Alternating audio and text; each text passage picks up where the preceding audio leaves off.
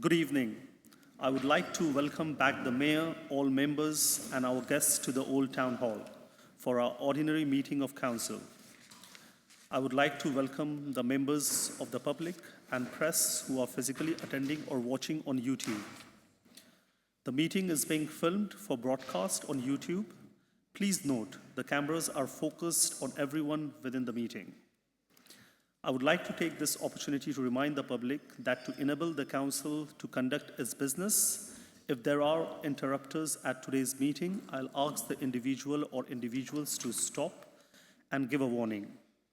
If this continues, I'll give a second and final warning. Should the disruption continue, I'll ask security to remove the person or group from the Council chamber and will adjourn the meeting. Members of Council, please can I ask that you indicate when you wish to speak by raising your physical hand. I would like to advise members, in order to comply with the allocated time for speakers, if you go beyond your allocated time, you will be automatically muted. Please can I ask members and officers to introduce themselves when speaking. I would like to ask that everyone turns their mobile phones to silent mode. The members' attendance book will be circulated to you during the meeting, so please ensure you sign in. We are not expecting a fire drill this evening, so if the alarm sounds, please remain calm and follow the instruction of the Town Hall staff. The fire assembly point is accessed via West Ham Lane.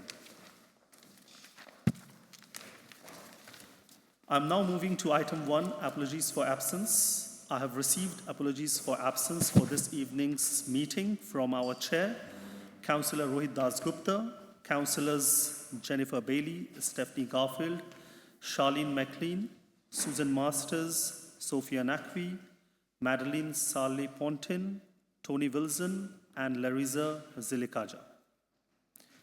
Are there any other apologies for absence from councillors to be recorded? Councillor Kamali?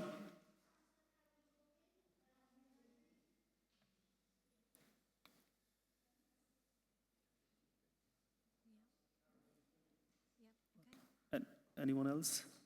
Yeah, Councillor Worthy?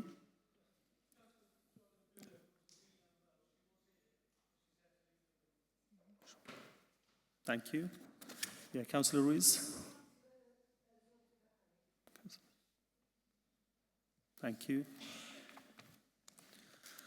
I'm now moving to item 2, declarations of interest. Are there any members wishing to declare any disclosable pecuniary interest or any other interest they may have in any matter which is to be considered at this meeting? For transparency purposes, I declare that I was part of the judging panel for the awards. I don't believe I have a conflict of interest in this matter. Councillor Keeling.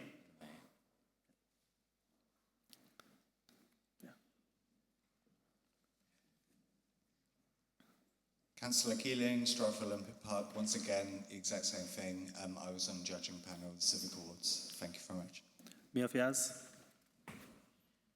Thank you very much, Chair. Similarly, I was on the awards panel. Councillor Falula. I have the same issue. I'm part of the panel. Sure. Thank you. Anyone else? Okay. I'm now moving to item 3, minutes of the last meeting. I move the minutes of the teamed meeting of the Council held on 10 November 2025. Do I have a seconder, please? Councillor Chadda, thank you. All those in favor, please raise your hand. Thank you. All those against, please raise your hand. Any absentations? The minutes are agreed. I'm now moving to item 4, deputations. There have been no requests for deputations to this meetings of Council. I'm now moving to item 5, petitions. Are there any petitions by any members? Councillor Adaja, Councillor Bashar. Okay, Councillor Adaja first, please.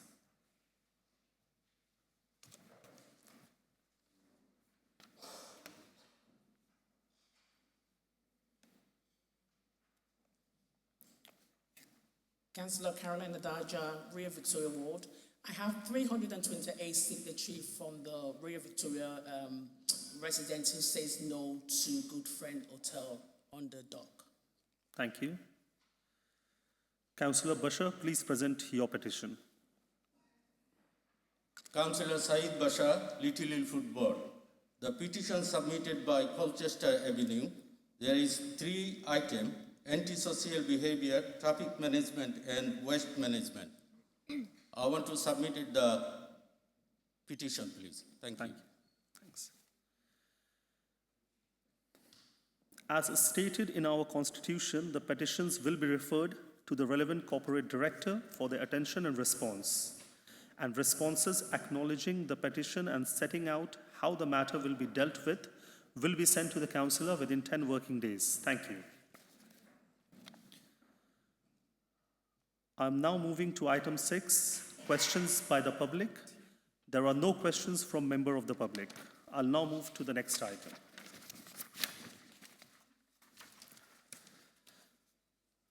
Item 7, announcement by the Vice Chair. We extend our condolences to the family and friends of Unmesh Desai, former councillor and our representative on the London Assembly, following the recent passing of his mother, Urmilaben Amritlal Desai. I personally shared a very good bond with her, and she was an amazing human being. I attended both the funeral and the remembrance service for Umesh Desai's mother, Urmilaben Amritlal Desai.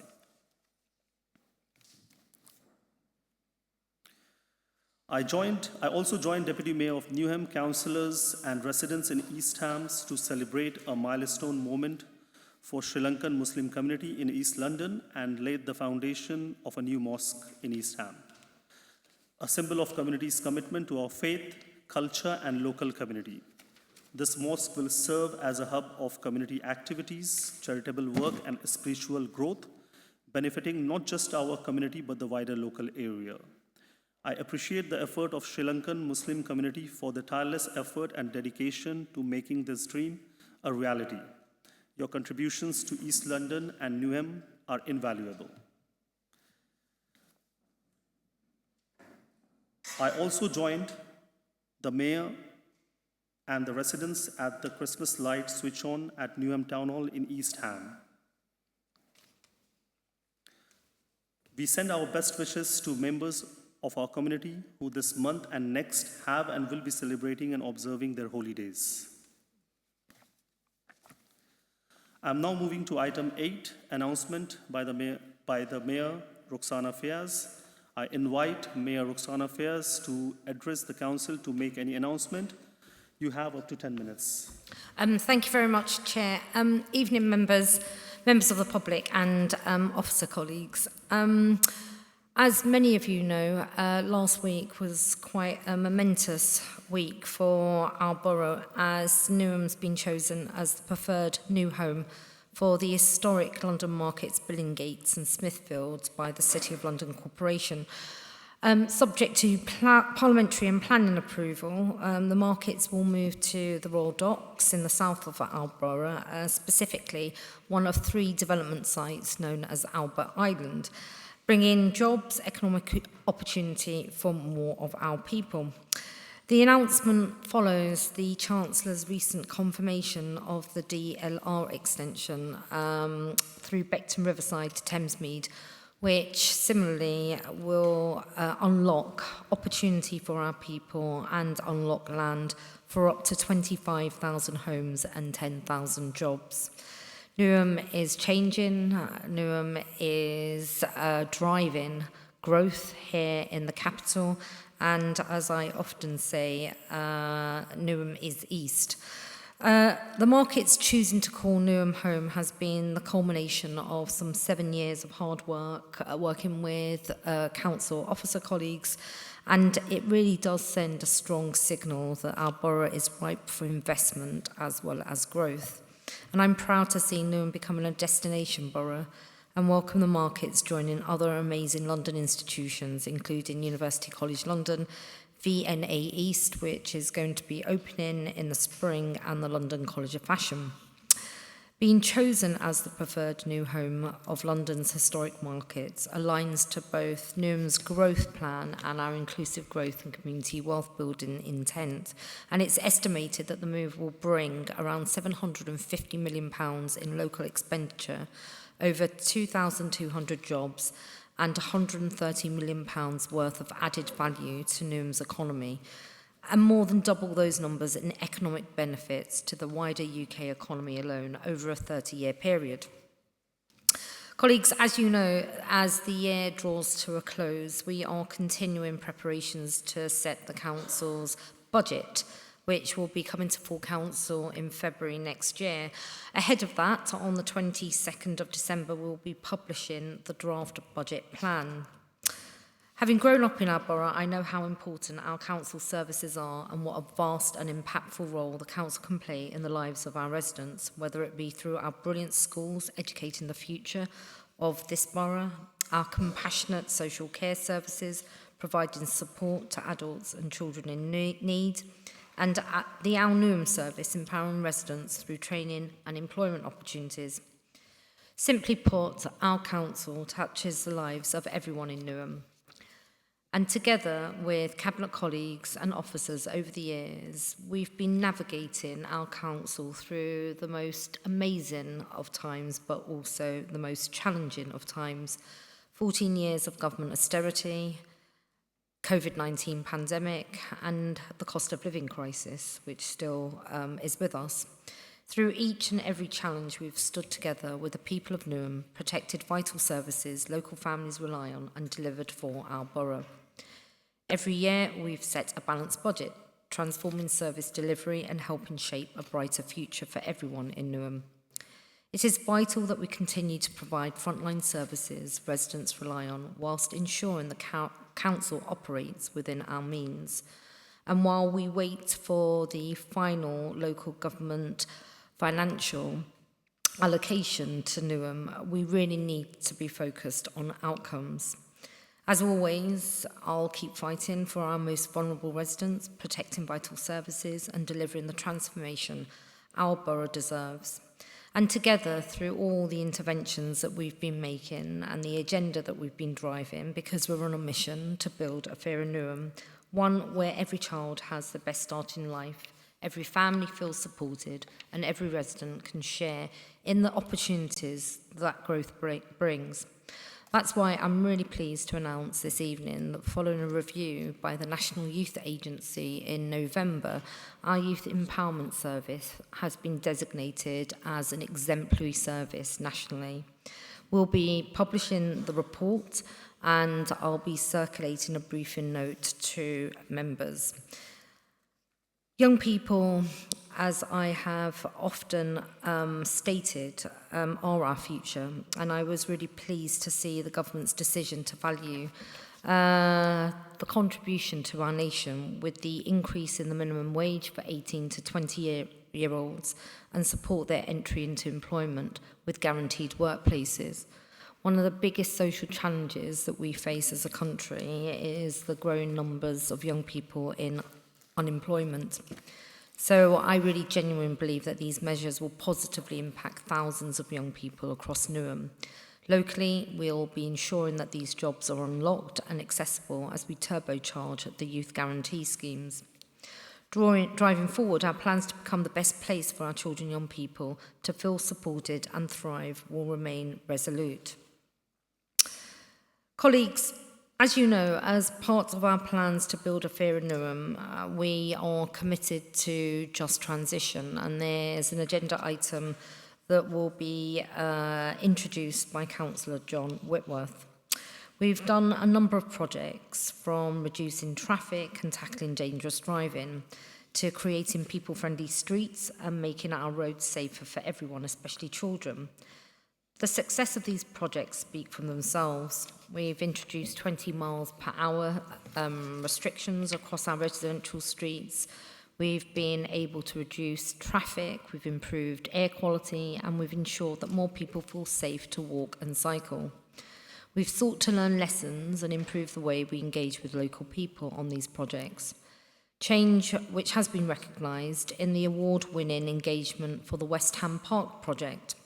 I'd like to thank also all the residents who've engaged with me and with colleagues and officers in the people-friendly Wood Grange and Capel project, and particularly the 200 residents who attended the events held at Forest Gate Youth Zone in October, who were a credit to their community, engaging with their neighbours constructively and with kindness and empathy.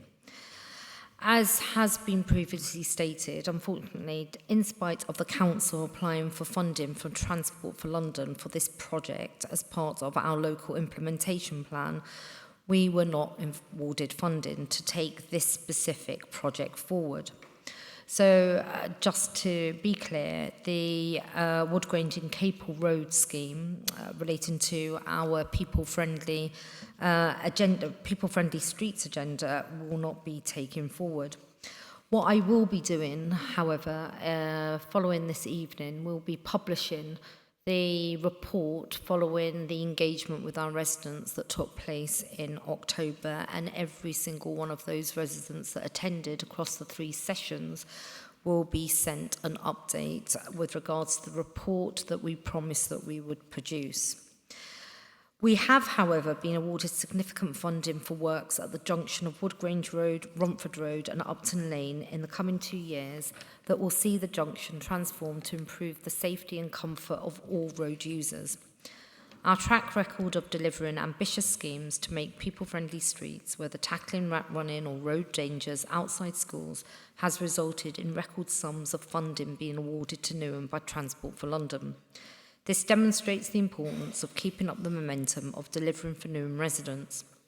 We only have to look at examples in other boroughs to see that reduced ambition for safer, more active and greener streets can result in significant reductions in investment and hold back progress on making streets fit for the future and safer for our children.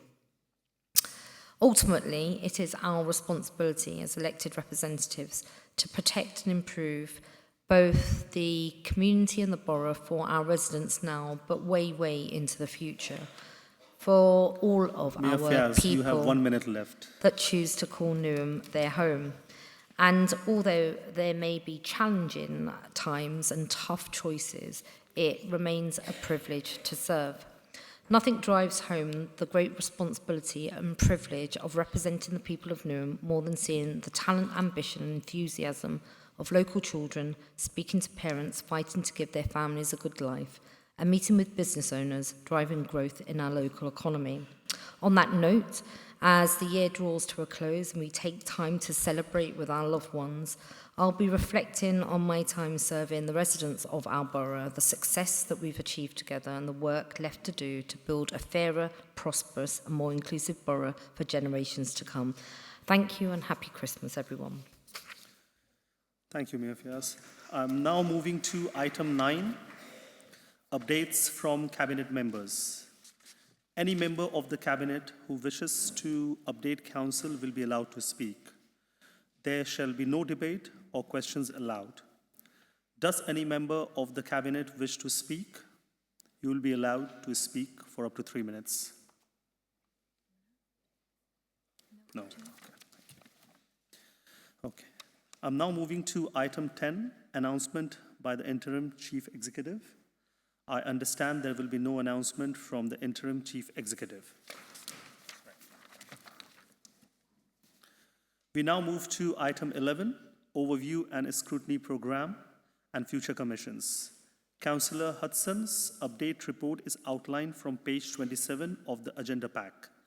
Councillor Hudson, you have up to 5 minutes to present your report, with another 5 minutes allocated in total for posing and answering questions. Your 5 minutes begin now. Thank you very much, Chair. Chair of Council, Madam Mayor, fellow members, residents of Newham.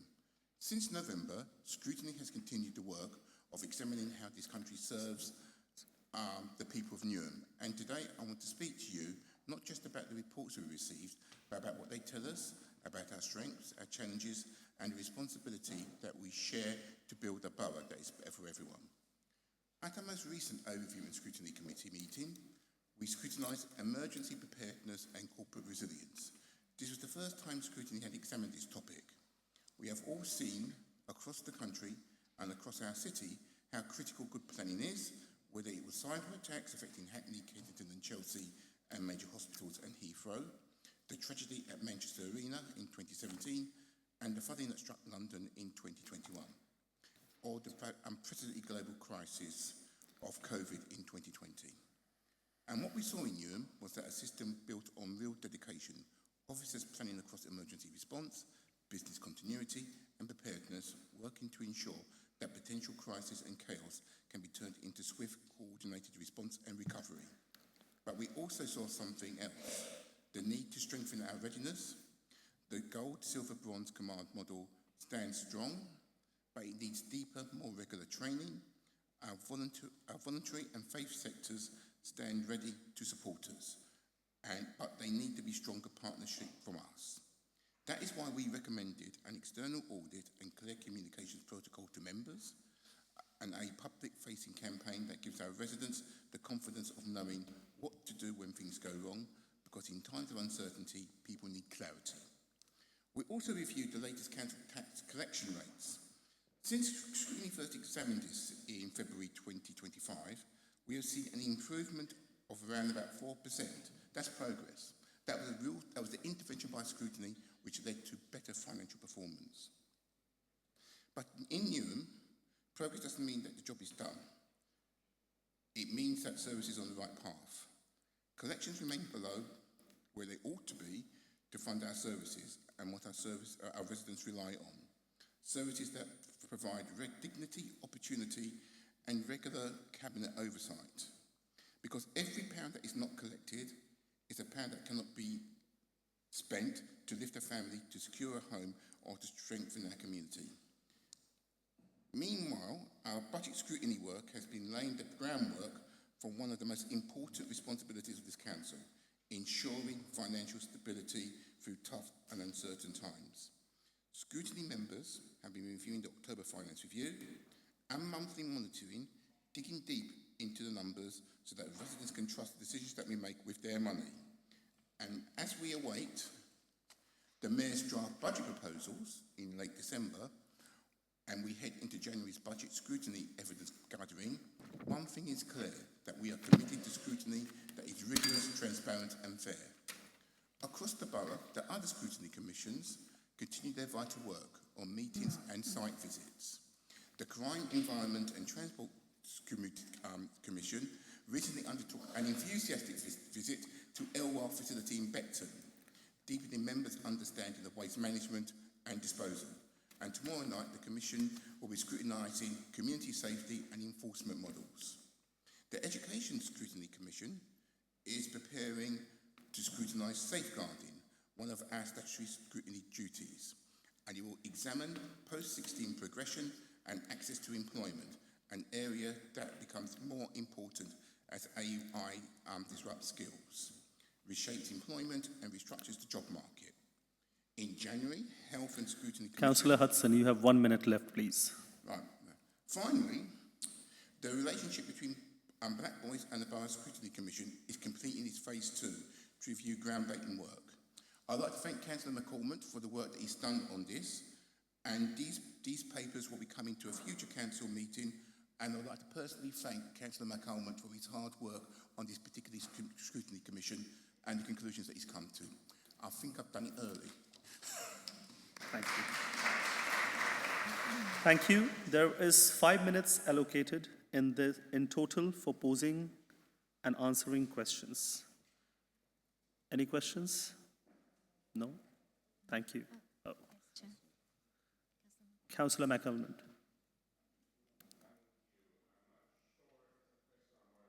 Can you come to the...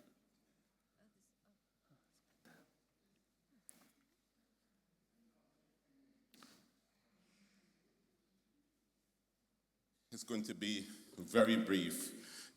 Thank you, Lester, for acknowledging the work that I've done. But can I get your commitment that the report and the format of the report would be restructured in such a way that it reflect that it is a report about black boys and not a report on regeneration. Councillor Hudson.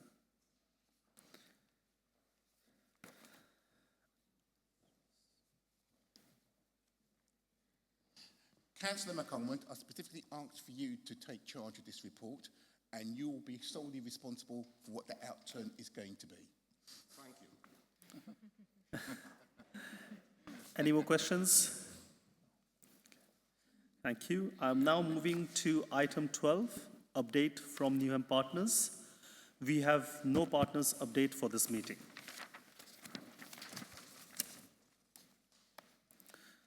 I'm now moving to item 13, members' questions under Rule 12 of Part 4 of the Constitution. I can inform the Chamber that there are 9 questions received and accepted by the Chief Executive. The questions with the published responses can be seen in Supplementary Agenda 2 or 3, published earlier today. The questions are from Councillor Femi Falola, Councillor Mahmood Mirza, Councillor Zubair Gulamusin, Councillor Sophia Nakwi, Councillor James Beckles, Councillor Ariq Chowdhury, Councillor Lariza Zilikaja, Councillor Jane Lofthouse, and Councillor Nate Higgins. I call upon Councillor Femi Falola to ask your question.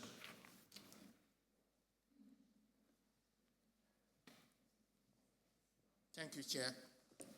Femi Falola, Eastern. My question is about Eastern.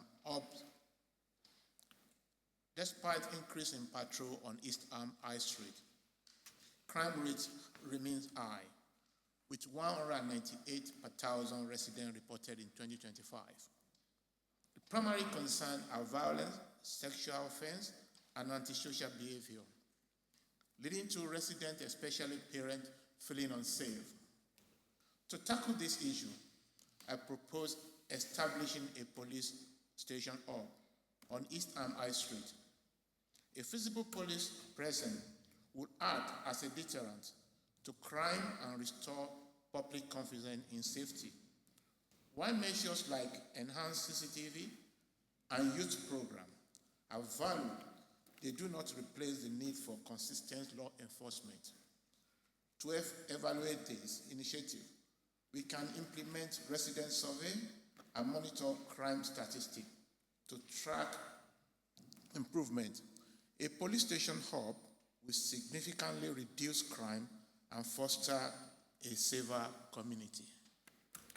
Thank you. I call upon Councillor Amarworthy to answer the question, please.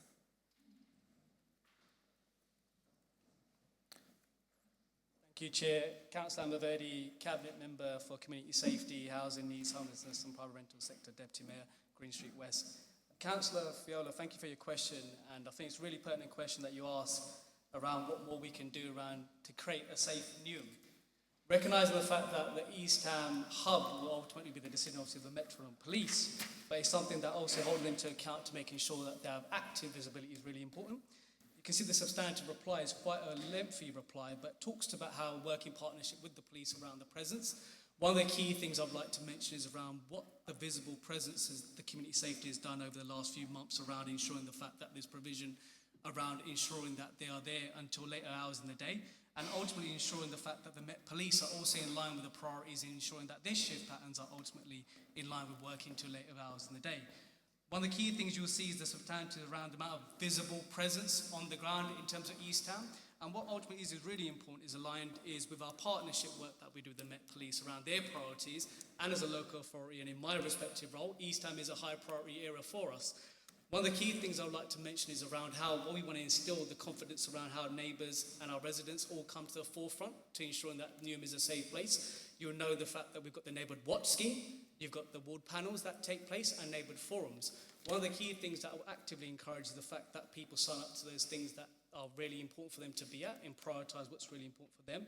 And one of the key things I'd like to mention is around the Home Office as well, which obviously this Labour government's announced on how we focus on our winter action plans, which is being put into place, and same again for the summer action plan. So Those are the key things I'd like to highlight, but I recognise the concerns around how some of the areas that we focus on our high streets are really important, and you would see the announcements that came around a couple of months ago and recently around the investment in East Ham and the pride of place. So it's not just about the safeguarding of our place into the East Ham. Councillor Worthy, can you hurry up, please? Sorry, We've got thank 9 you. questions. Thank you. Councillor Femi Falola, do you have a supplementary question? Thank you. Next question, Councillor, I call upon Councillor Mahmood Mirza to ask your question.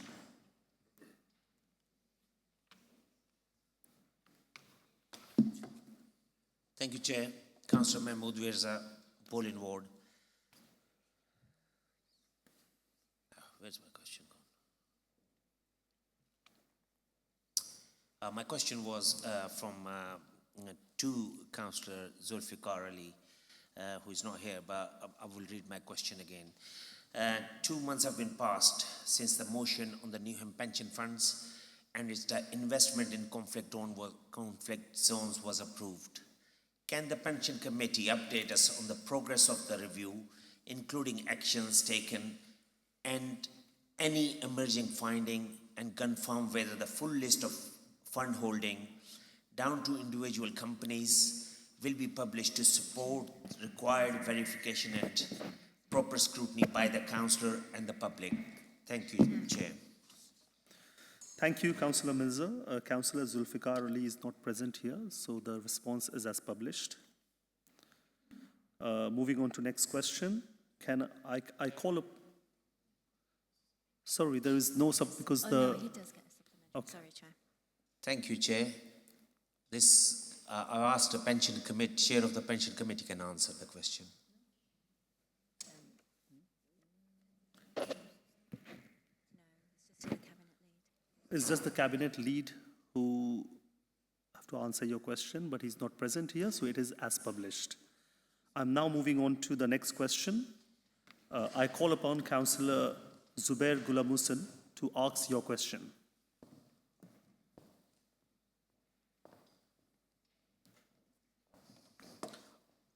Thank you, Chairs. I'm Councillor Zubair Gulamusan from Plashid Ward.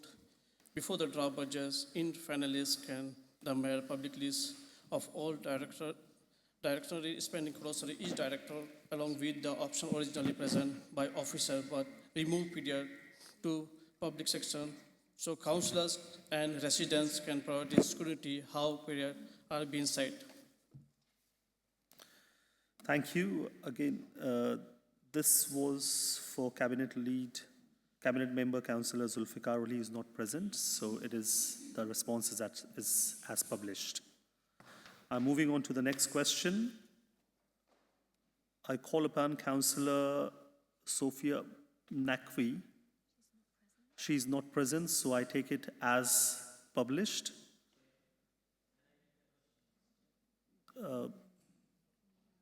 No, means it is by the member who have asked the question, and it is as published. And Councillor Charlene MacLean is not present here, so her response is as published. I'm moving on to the next question now. I call upon Councillor James Beckles to ask your question, please.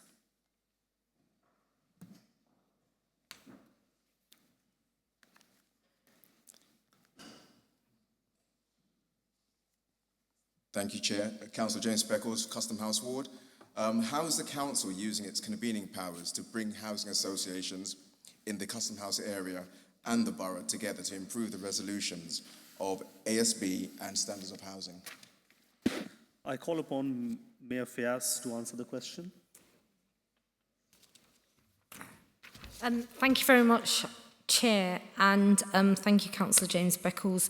You'll have noted quite the extensive response in the paper, and I'm just going to draw out a few highlights. And for those colleagues that may be wondering why I'm responding to this particular question, notwithstanding that housing associations and relationships with them sit with the relevant cabinet member for housing services, it's primarily as a consequence, in part, because of the Custom House regeneration. And it's been an issue that has aggrieved local residents in the irresponsibility that some of the housing associations characterise their management of their estates. I know that off of Tollgate Road, there's the estate which has been subject to some quite prolific fly tipping instances which don't come under the jurisdiction of the council, and during these periods where money is tight, it's right and proper that we ask for those housing associations to take responsibility for their estates to ensure that those are environments that our residents feel safe and are clean in terms of the public realm. So I wanted to just really thank Councillor James Beckles for the question, and you'll note the emphasis that's been placed on the importance of the community safety partnership and how we hold housing associations to account through our approach via our antisocial behaviour strategy, and making sure that where we are able to intervene, we do so, as well as holding the housing associations to account as well. Thank you very much. Councillor Beckles, do you have any supplementary question?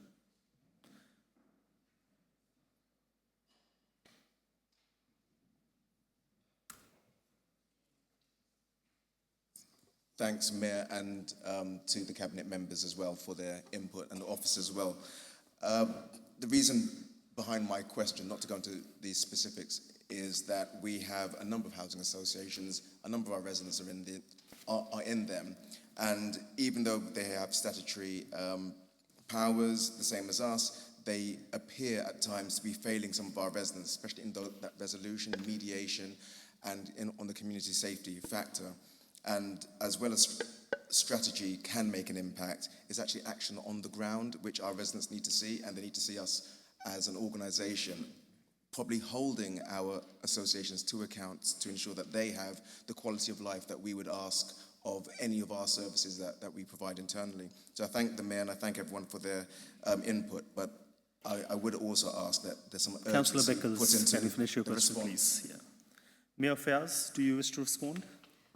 Thank you very much, Councillor James Beckles. I mean, look, as you know, and we've been very much subject to it, housing associations are also subject to the regulator of social housing requirements as it relates to the consumer standards, and we've set out in the substantive response what we would encourage residents to do. I think you're absolutely right that there needs to be more of an activist voice, both at the council, but as I said, we are also stretched with resources.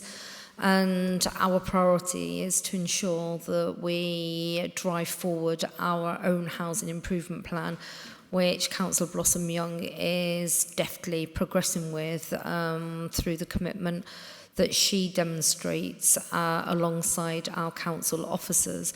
I would also say this on that activist point, please do not underestimate the importance of ward councillors being very much at the ground level, being the face of an activist and campaigning council.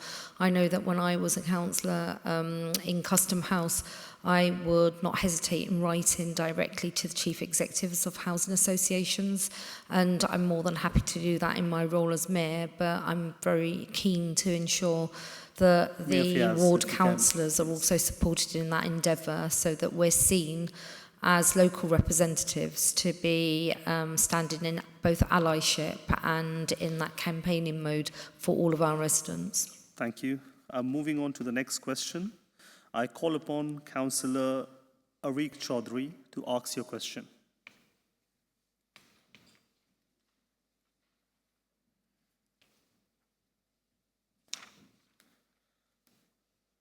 Councillor Ariq Chaudhry, Canning Town North. In July 2024, the residents of Avery Close in Canning Town submitted a petition to Newham Council requesting changes to resident parking hours as well as the installation of CCTV. The parking situation on Avery Close has been causing significant distress to residents living there. Can the council provide an update on what steps have been taken to address their concerns and provide a timeline for when those problems will be resolved.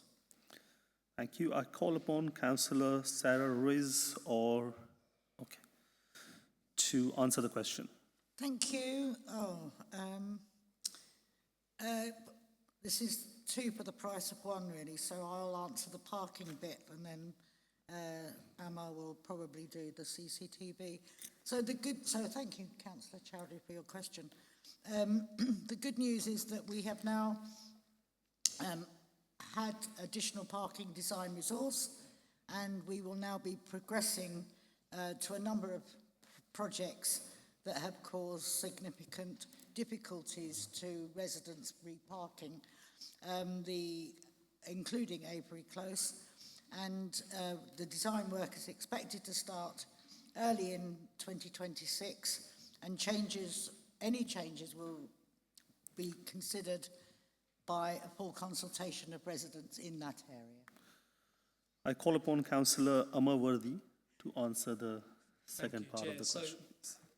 Just in response to this, I recognise the fact that obviously there's a limited amount of reports and information. I think that just stresses the points about really important about what neighbours' roles are and our residents' role around reporting. Just to advise residents as well, we've got a public space protection order as well that's in play as well that people can engage with. I think it's really important about realising when these issues occur, the value of the report is fundamentally key to make that evidence-based and supporting residents with their concerns. So thank you, Chair. Thank you. Councillor Chowdhury, do you have a supplementary question? Thank you. Next question. So Councillor Louisa Zilikaja is not present here, so the question is as published and the response is as published. Next question, I call upon Councillor Jane Lofthouse to ask a question, please.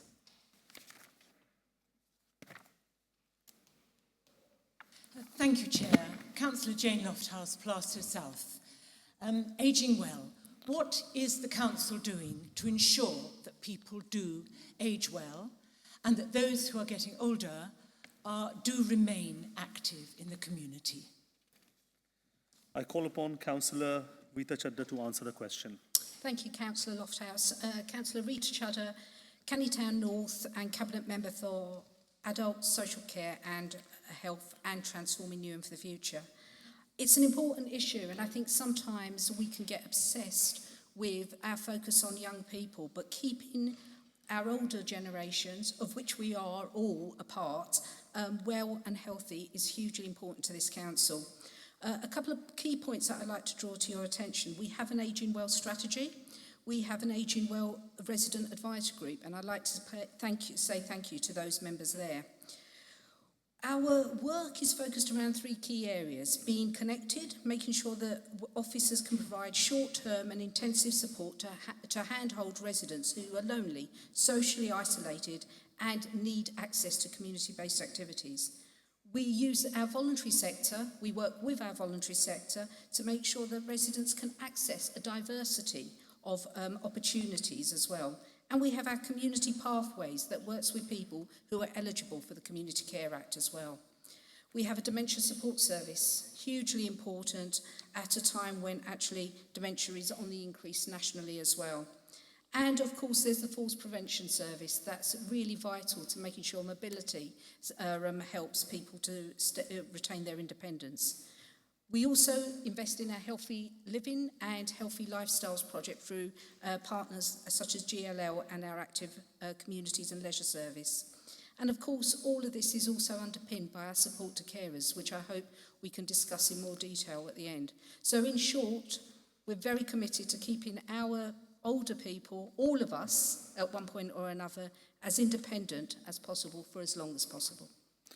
Thank you. Councillor Lofthouse, do you have a supplementary question? Thank you. Moving on to the next question, I call upon Councillor Nate Higgins to ask your question, please.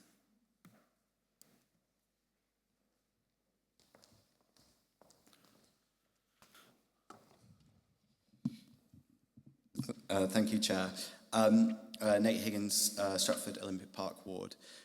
Residents want us to reduce car use and improve air quality, and we know Newham's poorest residents don't drive at all. But for those who do need a car, our parking system is not fair. Most charges fall on people who live here, while those who drive into our borough to work pay nothing at all. And because we only charge only use emissions bands, large, heavy SUVs and other expensive vehicles pay the same as much smaller and cheaper cars, even though those bigger vehicles take up more space, damage our roads, put children at greater risk, and undermine Newham's Vision Zero goals. That is why residents are calling for an SUV tax and a fairer system. Will the Mayor ensure the upcoming budget includes size and waste-based parking and a workplace parking levy, so everyone who uses our streets helps to pay for them? Thank you. I call upon Councillor Sarah Ruiz to answer the question. Whoa, thank you, Nate, for your question, which I believe was the same question you asked at scrutiny a little while ago, so the answer is almost the same. We are committed to tackling climate change and improving air quality through our emissions-based charges. However, heavier and larger vehicles are charged more, as they generally emit higher levels of CO2 than smaller, lighter vehicles. While in principle there are some good arguments in favour of weight-based parking charges, which are sometimes dubbed as an SUV tax, council analysis has found that nearly 2/3 of vehicles regularly parking in Newham do not have DVLA information on their weight available, making weight-based charges unworkable for the foreseeable future without huge increases in operational costs. We are instead focused on ensuring that prices are kept low for those who make the switch to electric and low-emission vehicles, while making drivers of higher polluting and diesel vehicles pay progressively more. This is the best approach to tackle the problem of car spreading. You learn something every day, don't you? On the question of workplace parking levies, officers have spoken to several local authorities in London who have carried out initial feasibility studies to understand whether there was a realistic prospect of this being rolled out in Newham. Unlike the legislation that governs the workplace levy introduced by Nottingham in 2012, I understand that councils in London considering implementing a workplace levy would have to do so using the powers provided under Schedule 24 of the GLA Act 1999. This Act does not grant the right to implement a statutory and enforceable scheme, as it only permits a voluntary charge with the agreement of the employer and does not allow councils to compel businesses to take part. In addition, the Act does not provide councils with any statutory right to carry out inspections to confirm spaces for the purposes of charging. For these reasons, no boroughs in London have moved forward with the plans as they have deemed them unworkable, and we have no plans to move forward with a workplace levy in Newham. Councillor Higgins, do you have a supplementary question? I do, thank you, Chair. I'm really interested in the claim that the council doesn't have the power to implement a statutory and enforceable scheme. I've gone through the legislation myself and I'm not really sure what the source of that claim is, so I'd ask the monitoring officer to look into the accuracy of that, because that doesn't seem accurate to me. On the point about the information that we have accessible, thanks for bringing up scrutiny. Scrutiny also recommended that the council look into other information that might be available, i.e. from insurance companies on things like weight of vehicles, because the reality is emissions are becoming an increasingly less accurate proxy for size and weight because of electric vehicles. And so continuing to use emissions as a proxy for that is just putting our head in the sands. The council shouldn't wait for this information to be given to us on a plate. We should be trying to get it, to be making the case for it to the government if we can't get it. Are we doing any of that? Has anything happened since scrutiny asked us to look at using things like insurance information as well as DVLA information to access information on the weight of cars? And then finally, we could also ask residents to provide that information. That's what the government is doing for the new charge for electric vehicles. So that's also an option available to us, and we should consider all options. Thank you. Councillor Sarah Ruiz, do you wish to respond? Thank you, Nate, for the additional question. I will go back to officers to ask them what they have done since scrutiny. And on the issue of the new government legislation about electric vehicles, I think you and I both will understand that it appears at the moment to be something that would be quite tricky and not workable without some further work. But I will go back to Michael Benn and ask him what they're going to be doing. Thank you. And I will provide a written response. Thank you. I now move to item 14, which is the Constitutional Review Report. The report is outlined from page 37 on the agenda. As Vice Chair of Council, I move the report. Do I have a seconder, please? Happy to second. Thank you. We now move to the debate. This report is for approval. Does any member wish to speak? No? No, Chair. Thank you, everyone. The recommendations which are outlined on page 37 and 38 on the agenda include formally adopting the sections set out in appendices 1 to 5.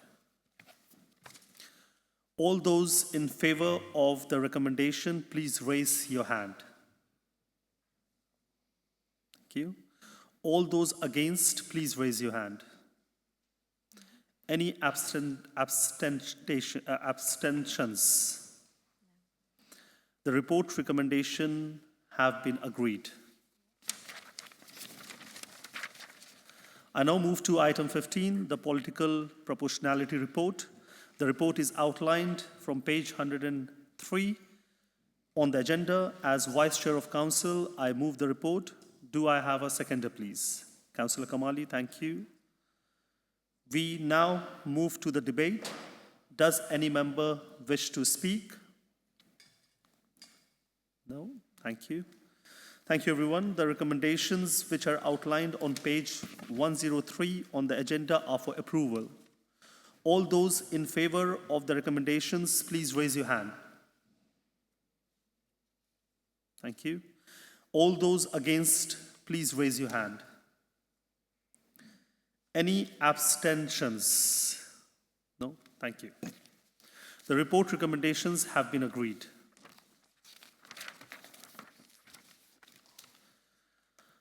I now move to item 16, which is the Treasury Management Strategy Statement Mid-Year Report. The report is outlined from page 109 on the agenda. I call upon Councillor Sarah Ruiz to present the report and its recommendation. You will have 5 minutes. The irony, of course, will not be lost on my colleagues of me presenting a financial report. Treasury management obviously is my specialist subject should I be going to mastermind. So for reasons set out in the report and its appendices, I ask Council to note the projected outturn for Treasury management, including the estimated prudential indicator and Treasury limit outturn. Thank you. Do I have a seconder, please? Oh, thank you. We now move to the debate. The recommendations are for noting. Does any member wish to speak? Okay, thank you. The recommendations which are outlined on page 109 on the agenda are for noting. May I please see, by a show of hands, are the recommendations noted? Thank you. The report has been noted. I now move to item 17, which is attendance at meetings, authority to exempt. Please be reminded that if you wish to discuss the councillor's circumstances in more detail, we may need to go into exempt session. The report is outlined from page 135 on the agenda. Thank you, Chair. Just for clarity, The report concerns the non-attendance or the attendance of Councillor Garfield only, as Councillor Vaughan has attended this evening's meeting. Thank you, Chair. Thank you. As Vice Chair, I move the report. Do I have a seconder, please? Councillor Kamali, thank you. We now move to the debate. This report is for approval. Does any member wish to speak? No? Thank you. Thank you. The recommendations which are outlined on page 135 on the agenda are for approval.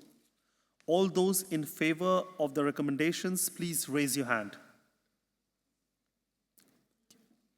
All those against, please raise your hand.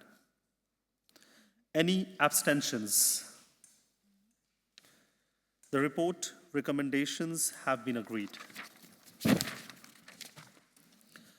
I now move to item 18, which is Civic Awards 2025, recommendations of the Civic Award panel. The report is outlined from page 3 on Supplementary Agenda 1. I call upon Mayor Fiaz to present the report and its recommendation. You will have 5 minutes.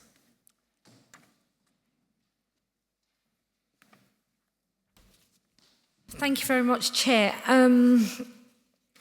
Just echoing some of the sentiments expressed during the extraordinary full council meeting, colleagues, it's been one of the joys of representing this borough to see day in, day out, every week of each month of every year, the amazing dedication of Newham's residents and our communities in supporting each other, in mobilising activity to do a whole range of human-driven endeavours, be that deepening connections between people, gathering a group to tidy up as part of your neighbourhood, or going above and beyond in demonstrating your commitment of civic service in a betterment of your community in a way that is selfless and demonstrates your intent in wanting to be part of creating something better.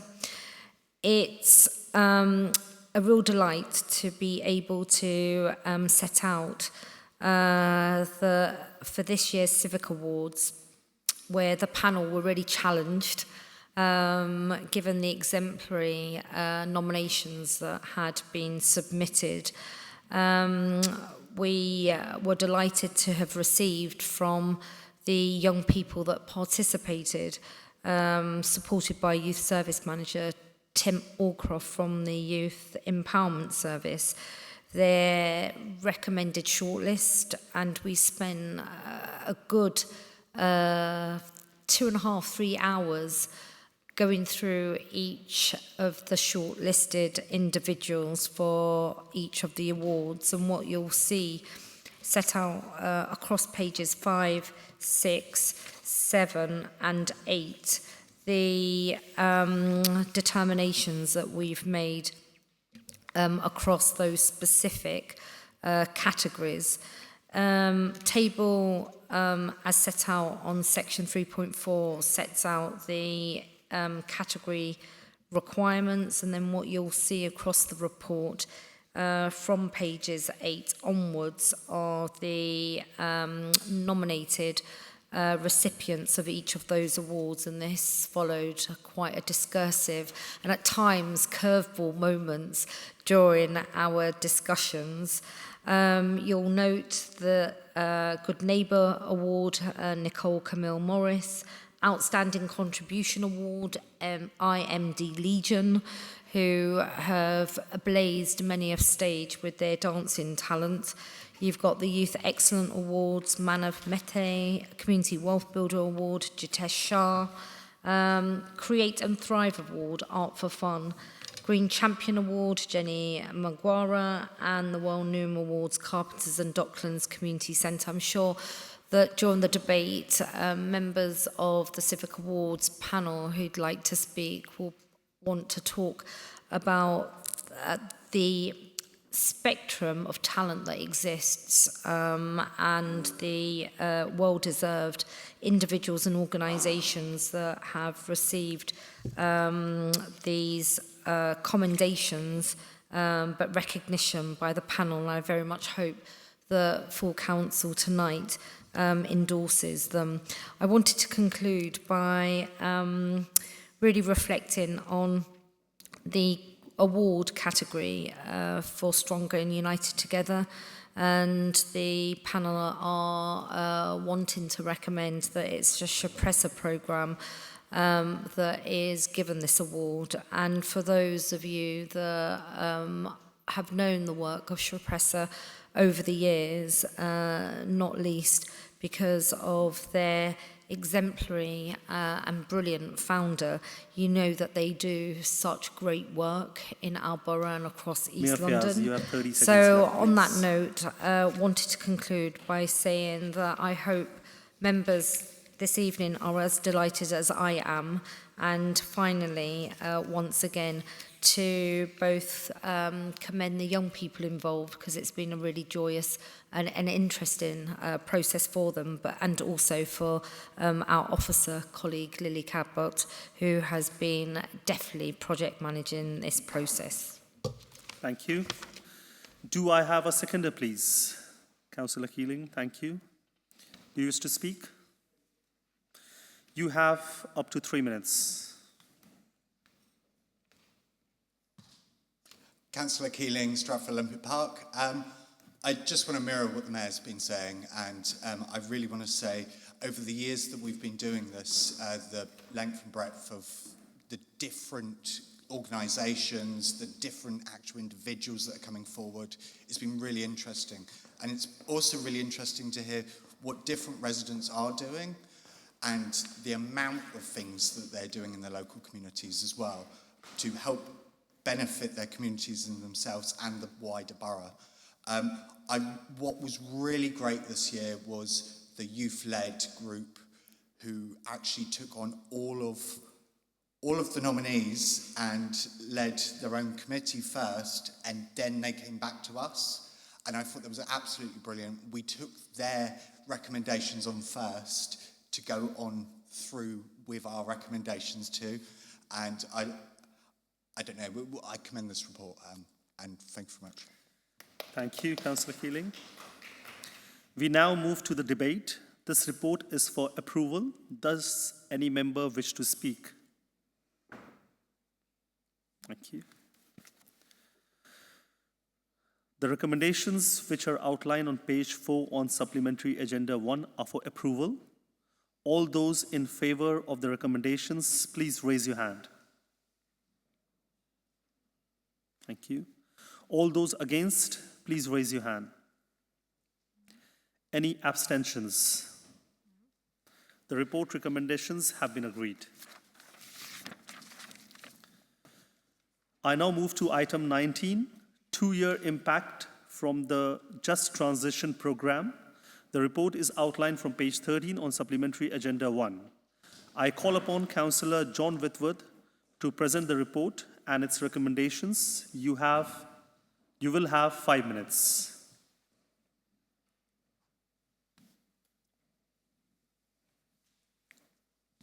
Thank you, Chair. Councillor John Whitworth, Cabinet Member for Air Quality, Climate Emergency and Environment.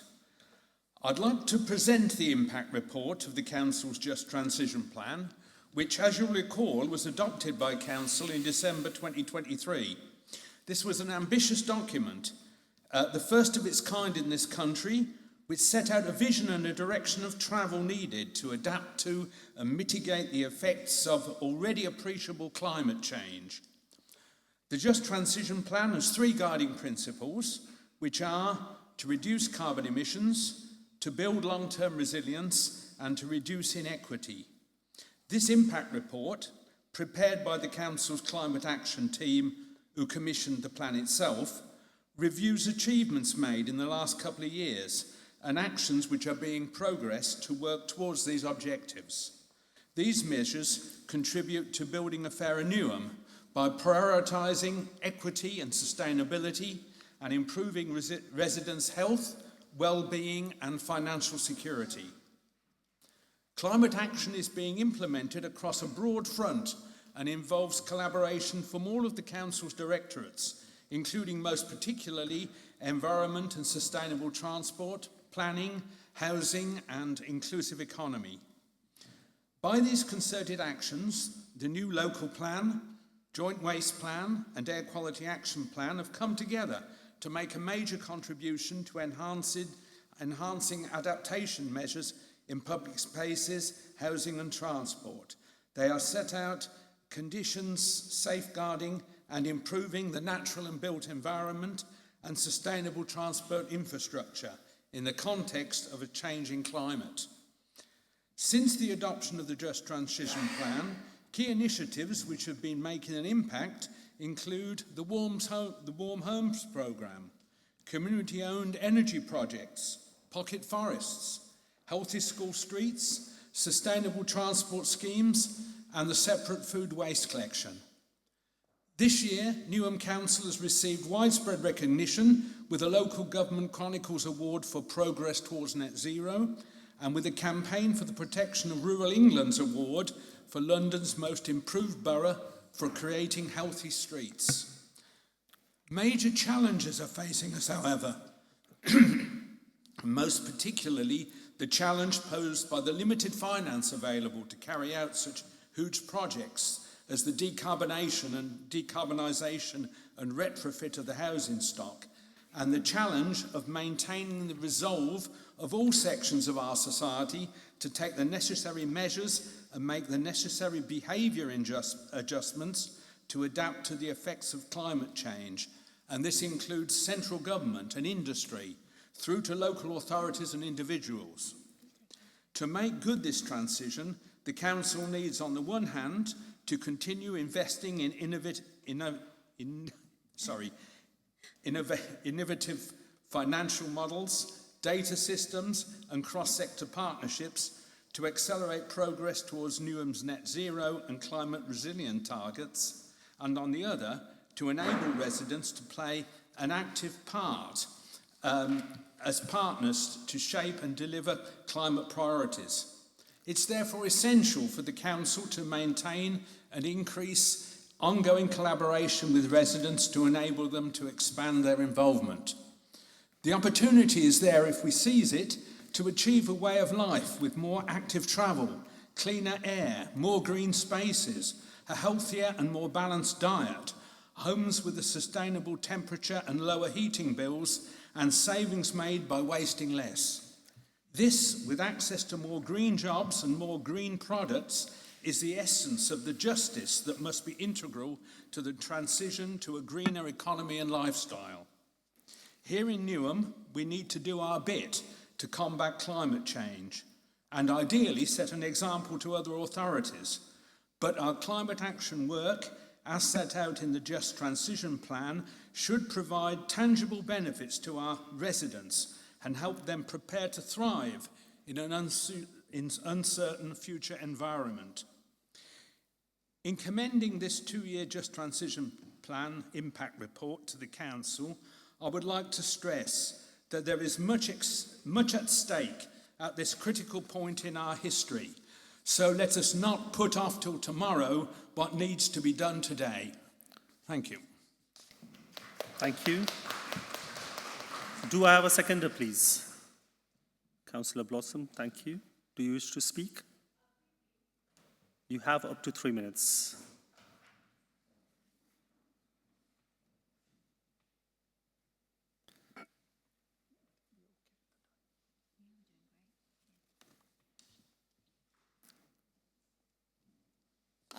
Thank you, Chair and Council. Councillor Blossom-Young, Beckton Ward and Cabinet Lead for Council Housing Improvement. I just really wanted to welcome this report and this important reflection on the impact that's been achieved in the Just Transition programme over the years, and particularly wanted to just draw out the impact in housing and just to say what a pleasure it's been to be working with Councillor Whitworth and with the climate team around delivering housing improvement and particularly energy efficient homes. And I think the point that was raised about equity and the importance of that and the importance of actually what does this mean for our residents is a really important one to focus on.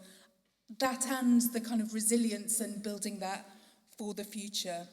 So I've really welcomed the work around the Warm Homes programme particularly. So we've seen 359 social homes upgraded, and that's been partly through retrofit, partly through insulation, partly through solar panels, all of which creates kind of better, more effective, more energy efficient homes for our residents.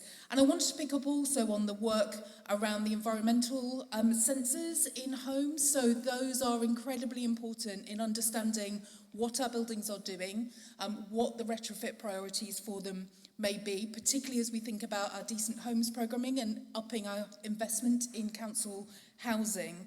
But they also, most importantly, start to catch things like damp and mould and other hazards in the home really early. So trying to be much more preventative in the way that we're addressing that. And so those sensors give us lots of data. We can use that then as part of the stock condition work and the remaining housing improvement work to really focus on what is needed.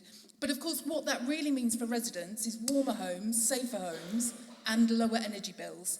And those are the things which really matter. It's absolutely vital that we are tackling the climate crisis, but it's really important that we're doing it in a way that makes sense for people in Newham. And I really welcome the focus around just transition and what that really means. So I just wanted to commend the work that Councillor Whitworth and the whole team have been doing, and just really welcome this plan. Thank you. We now move to the debate. This report is for noting. Does any member wish to speak? Councillor Keeling.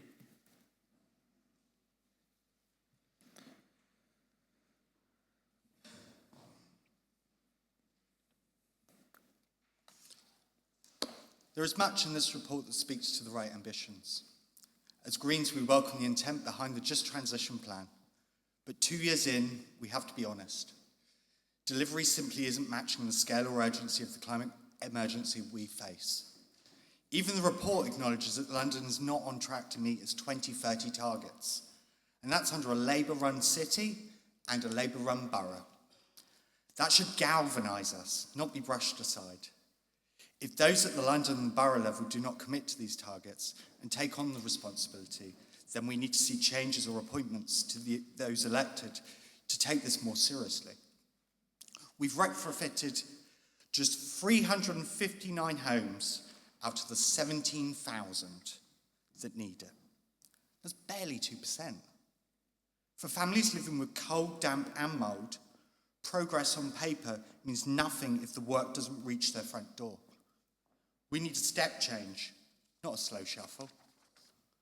There are bright spots. Expanding EV charge points from 140 to 1,260 is a real achievement and will genuinely support cleaner journeys. And the community energy work shows real promise.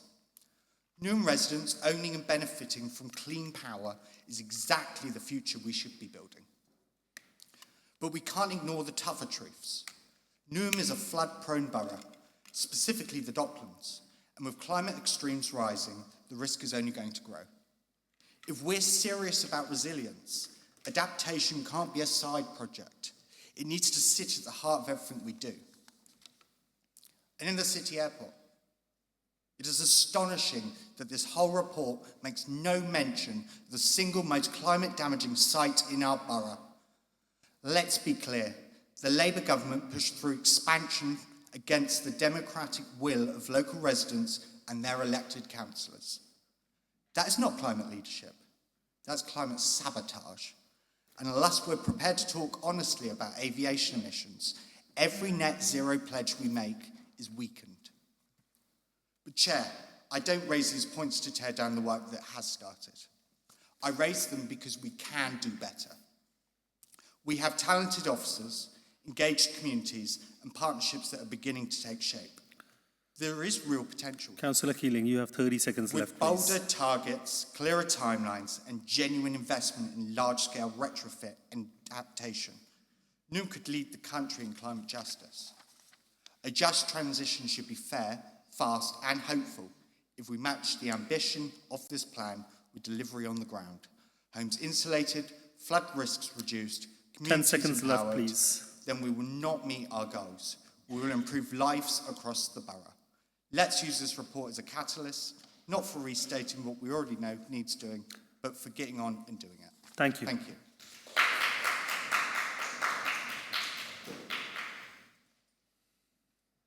Councillor Whitworth, you have the right of last reply. You have up to 3 minutes.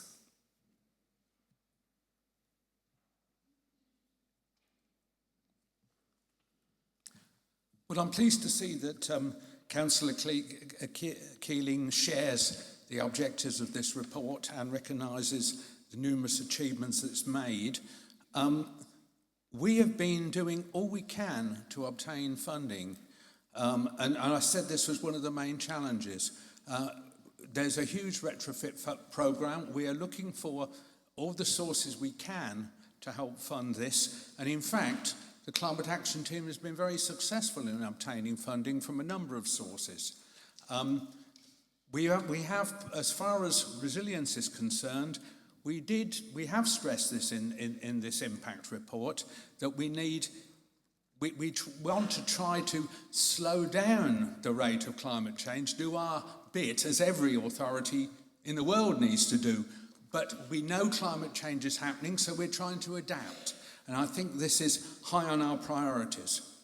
As far as London City Airport is concerned, you'll remember that we did oppose very strongly the extension of the hours of the airport and achieved a partial success. So, I mean, I think we do share concerns that you expressed about the future, and I think we are doing all we can to meet the challenges, and I believe we have been having success.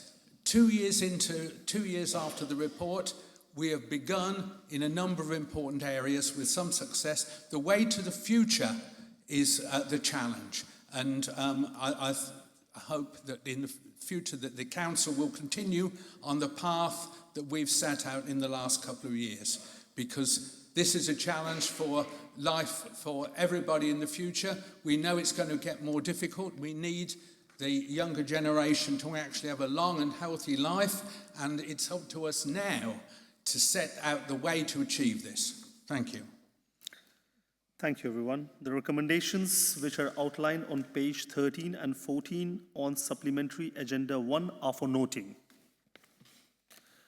May I see by a show of hands is the report noted? Thank you. The report recommendations are noted. I now move to item 20, appointment of independent members to Audit and Governance Committee. The report is outlined from page 139 on the agenda. As Vice Chair of Council, I move the report. Do I have a seconder, please? Councillor Chadda, thank you. Do you wish to speak? We now move to the debate. The report is for approval. Oh, sorry. Sorry, Councillor. Yes, please.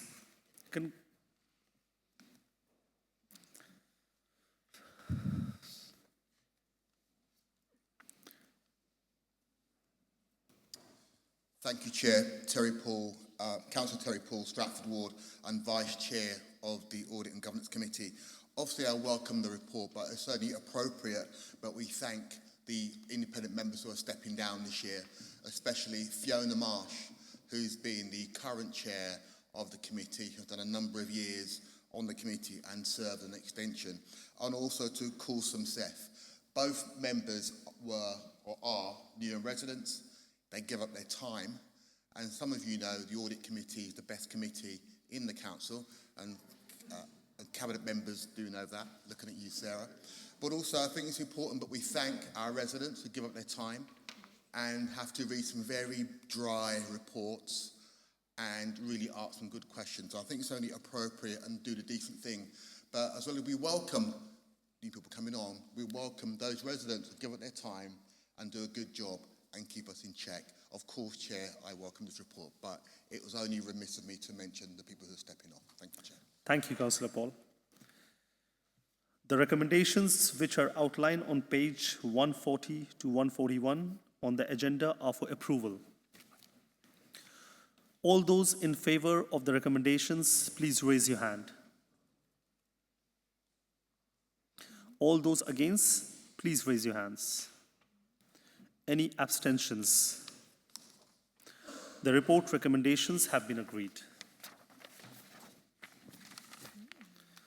I now move to item 21, which is the special urgency report. The report is outlined from page 143 on the agenda. As Vice Chair of Council, I move the report. Do I have a seconder, please?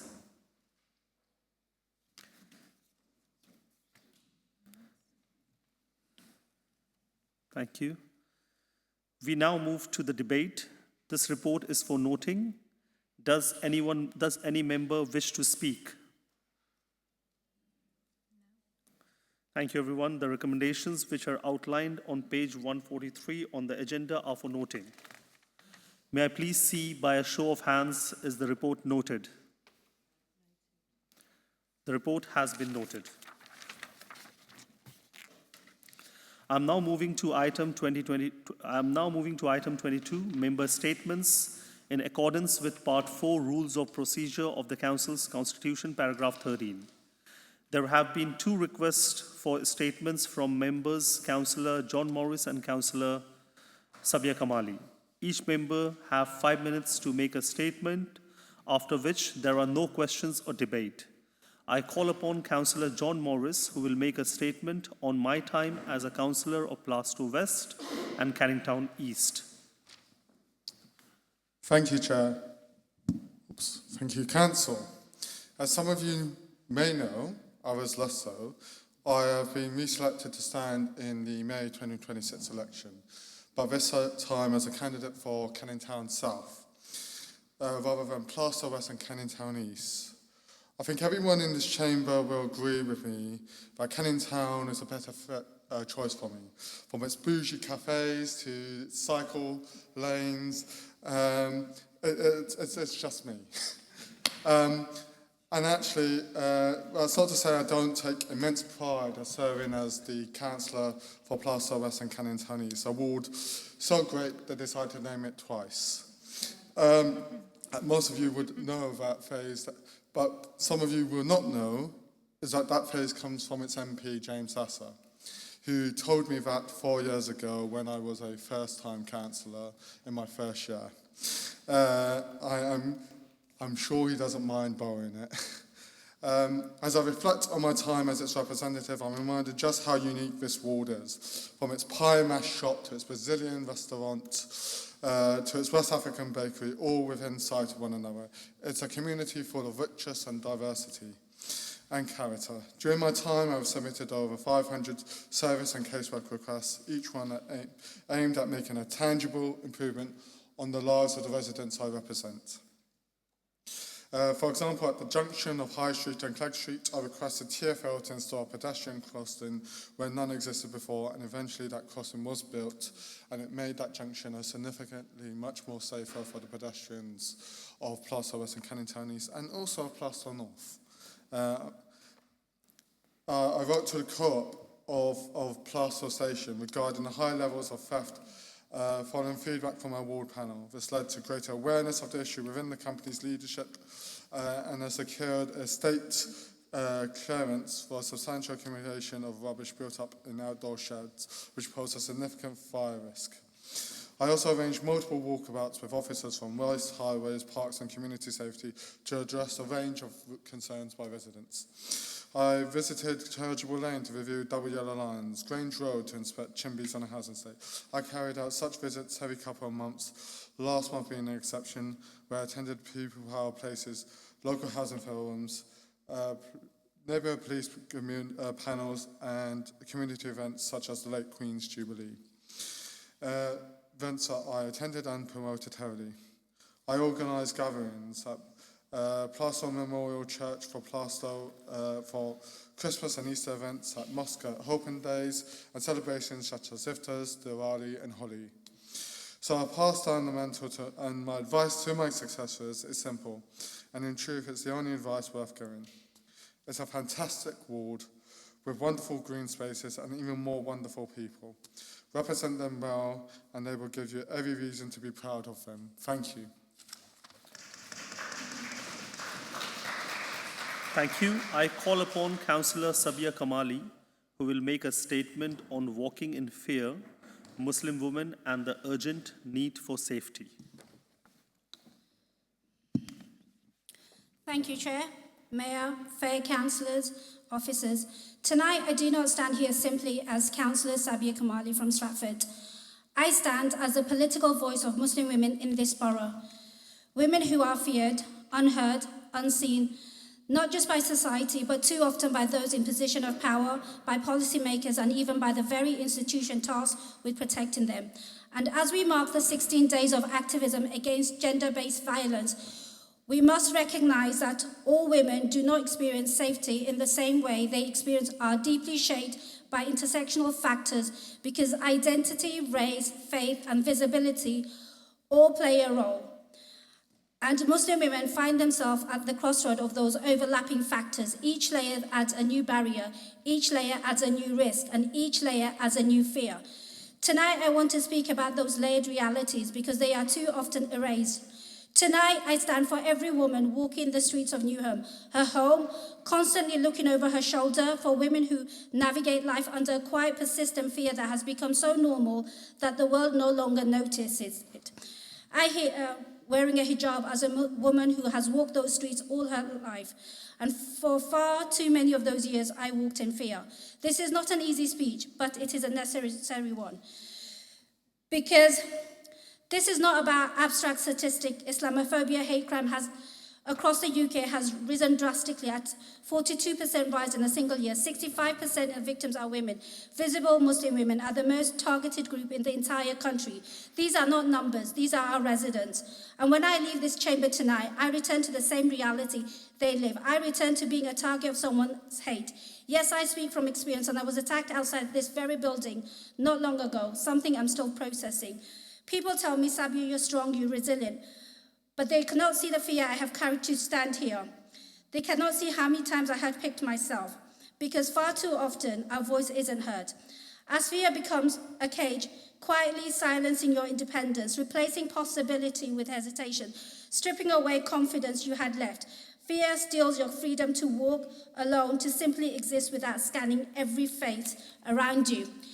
Every day when I leave my house, I prepare myself for verbal or physical abuse. I never know where it will come from, and every evening when I close my front door, I think, not today, I survived another day. Many here know, after October 7th, my daughter, who was 8, became a victim of hate crime. I had just picked her up from school. I parked outside our home. A man threw a stone, smashed in the back window.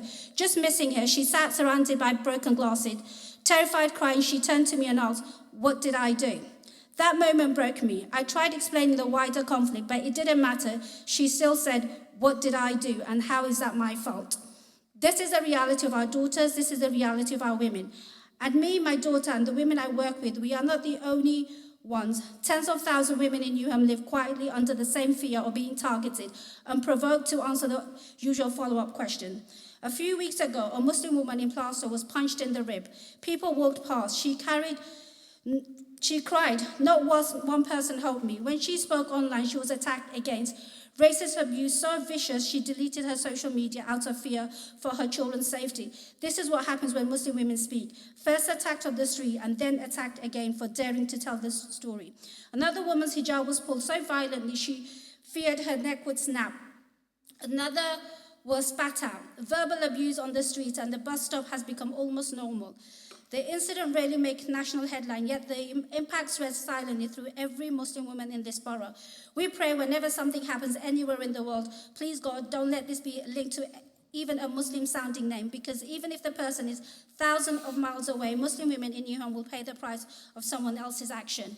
Being a councillor is a privilege, but I did not realise at what cost. Many officers and fellow council have been supportive as I face hate from different directions from different reasons. At one point, I no longer felt safe walking in my own borough, either as a councillor or as a woman supporting victims of domestic violence.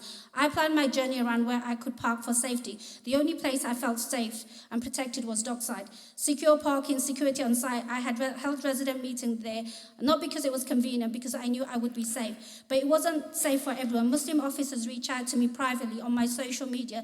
They were facing Islamophobia at work, comment disguised as humors. You must have a bomb underneath your hijab. You've got Hamas on speed dial, right? And the most shocking, I wish someone Councillor would... Kamal, you have 15 seconds left, please. I wish someone would bomb Islam. Will sort out Hamas, and that would be the end. Imagine coming to work, hearing that. Imagine trying to stay professional while feeling like a suspect. I did act because officers deserve to feel safe, like the way I did as a councillor. I reached out to the former CEO and worked closely with our HR director for the past year in challenging Islamophobia and the culture within the council, not just members, but officers too, as everyone deserves to work in a safe environment, regardless of their background, because safety must exist in every corridor of this council and every street in Newham, because fear does not belong in public space, hate does not belong in our neighbourhood. Okay. Thank you. Thank you.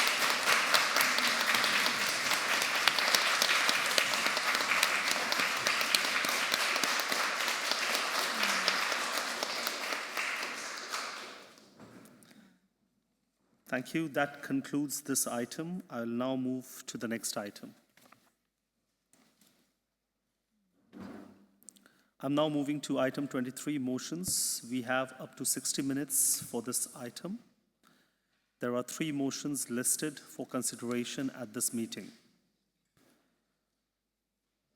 Namely, motion 1, Labour Group motion, a borough of sanctuary advocating for responsible immigration policies, proposed by Councillor Rita Chidda.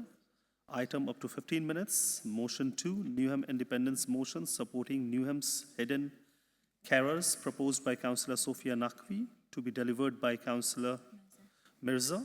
Item up to 12 minutes. Motion 3, Green Group motion defending our borough of sanctuary, proposed by Councillor Ariq Chaudhry.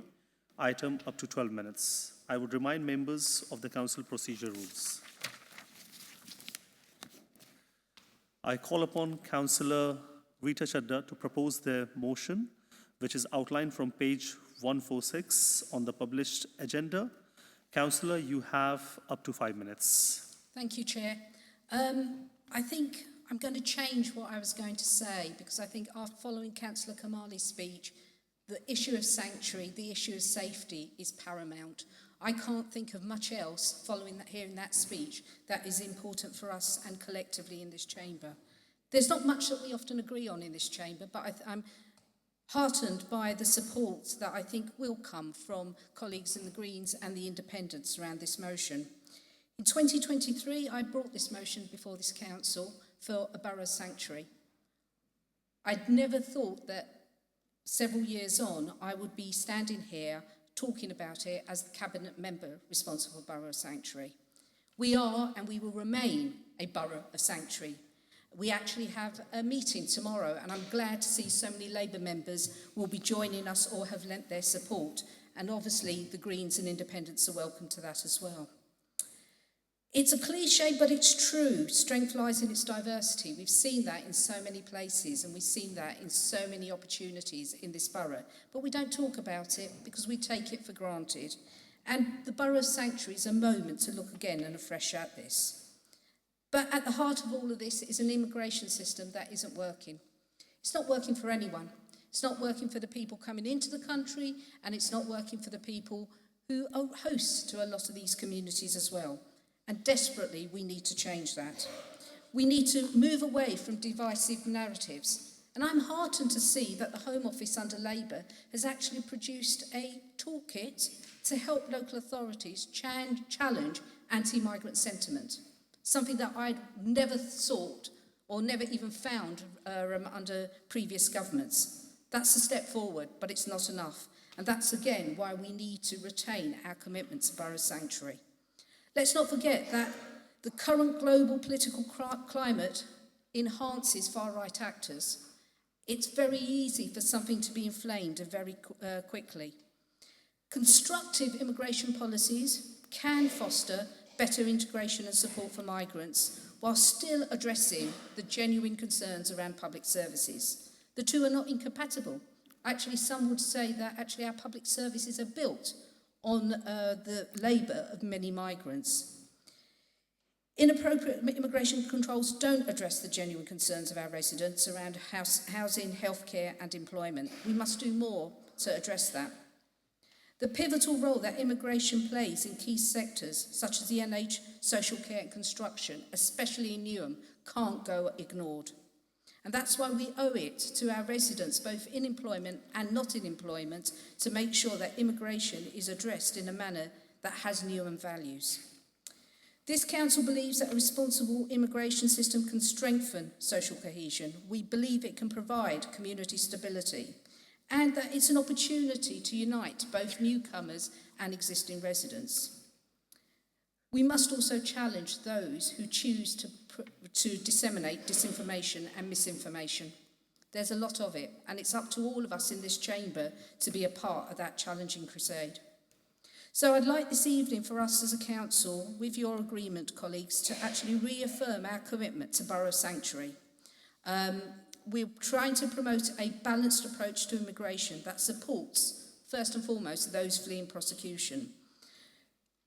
As a campaigning council, we'd like to write to MPs representing Newham constituencies to be our voice in Parliament as this legislation and the further iterations of it go through the parliamentary process.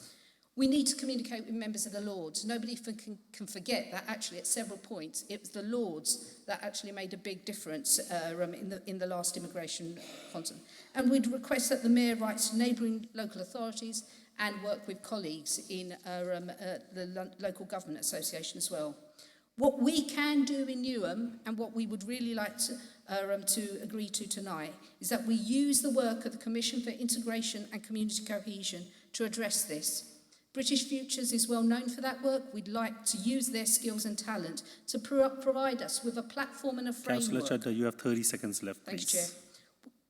you, Chair. So we'd like to, in short, make sure that actually we retain our borough sanctuary, that we work with pride and commitment, and that we support migrants today, tomorrow, and for the next time as well. Thank you.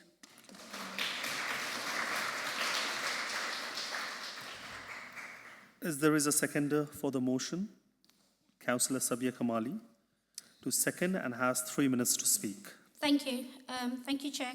Councillor Sabia Kamali, Stratford Ward. Proud to second this motion. Newham has always been a place where people arrive not only to live but to belong. People come here looking for safety, for stability, and for a chance to rebuild their lives with dignity. Our borough is one of the most diverse in the country, with different spoken language, culture from every corner of the world, and this is our shaped, proud identity. I speak today not just as a councillor, but as a granddaughter of an immigrant who fought in the Second World War, someone who defended a country he was still making his home, and like so many others, he helped shape the Britain we know today. His story and the stories of thousands like him show truth we cannot ignore. Migrants have never been a burden. Migrants have always contributed, and here in Newham, the contribution is seen in every day. It's seen in our NHS, in our doctors, nurses, midwife, carers, without who the system would collapse. It's seen in our school where migrants, teachers and support staff educate our children and help them grow. It's seen in our council service and the voluntary sector delivering care, housing and frontline support. And seen across our economy, local business, construction, transport, retail, hospitality, all powered by hardworking people who choose Newham as their home. So let's be very clear, supporting migrants isn't a charity, it's recognition. Recognition of the value they bring, the taxes they pay, the care they deliver, the business they run, and the community they help sustain.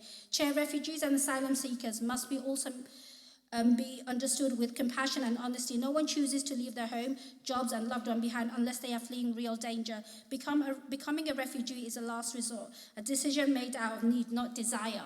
And yet, some of the global crisis forces people from their home today as the result of international decisions made far beyond their control. We cannot ignore the causes abroad and then punish the consequences at our borders. We absolutely recognise the pressure that residents feel, pressure on our housing, healthcare and services. Those concerns are real, But we must not allow frustration to be misdirected. The strain on our service comes from over a decade of austerity, underfunding, not from people seeking sanctuary. This is why this motion is so important. It calls for safe and legal route for all fleeing prosecution, immigration policy grounded in human rights and fairness, proper investment in public service to support all residents, clear communication based on facts, not fears. Newham is a borough sanctuary. That must mean something. It means unity over division. It means truth over scapegoating. Chair, sanctuary is not soft. Sanctuary is not naive. Sanctuary is a responsibility, being fair and compassionate. Let us continue to show leadership grounded in the values that borough is proud of: hope, fairness, and the belief that everyone deserves the chance to belong. I urge colleagues to support this motion. Thank you. We now move to the debate on the motion. Members, anyone? Councillor Chowdhury, Councillor Paul, Councillor Mumtaz, and Councillor Anam. You have to be very quick because we have only 7 minutes left and we have the last right to reply as well. Councillor Chowdhury, please. You can come on this side just to save the time, please. Thank you, Council. I would like to speak in favour of this motion. Council, all that separates the general population from an asylum seeker who arrives here by plane, train, car, boat, or any other mode of transportation is nothing more than chance. The chance of being born in safety or the chance of being born in conflict. We should remember also that migrants and refugees are not statistics or numbers on a spreadsheet. They are people, parents, sons, daughters, human beings. They deserve respect, support, and dignity. However, we live in a society now where some individuals feel emboldened to set fire to hotels housing asylum seekers, and where others broadcast footage of deportations, one of the most traumatic incidents in these human beings' lives, to generate likes and views on social media. This is not humane, this is not moral, this is not dignified. Whether you are fleeing war, persecution, or climate catastrophe, Britain, as one of the richest nations on earth, should be a safe haven. It is right that we as a council reiterate, as set out in this motion and the Green Party's motion, that Newham, a borough of 200 languages, is a safe place to seek refuge and a welcome home for those who wish to live here. Moreover, the underlying concerns in this debate are not really to do with people coming here. It's to do with the cost of living, access to public services, and a feeling of community.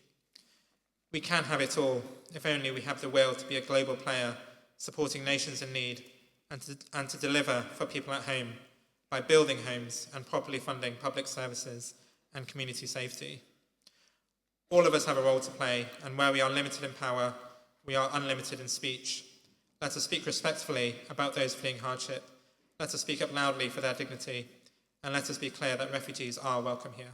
Thank you. Councillor Paul. Thank you, Chair. I'd like to speak in support of the motion, but also reading the motion, it actually brings up new issues. The issues are really beyond the motion. We need to have a debate which is constructive. We need to talk to people about the value of people who come from other parts of the world. And also we must have a debate where we understand the issues and we don't demonise people on either side of the debate. It's not right to call people X or Y. We need to inform people about the value of people who come from around the world. But also there's a very important thing. I grew up in Newham in the 70s, where seeing the Union Jack, you went the other way, and if you saw the flag of St George, you were in the wrong place. The tempo in this country has changed, and we have to be careful of that.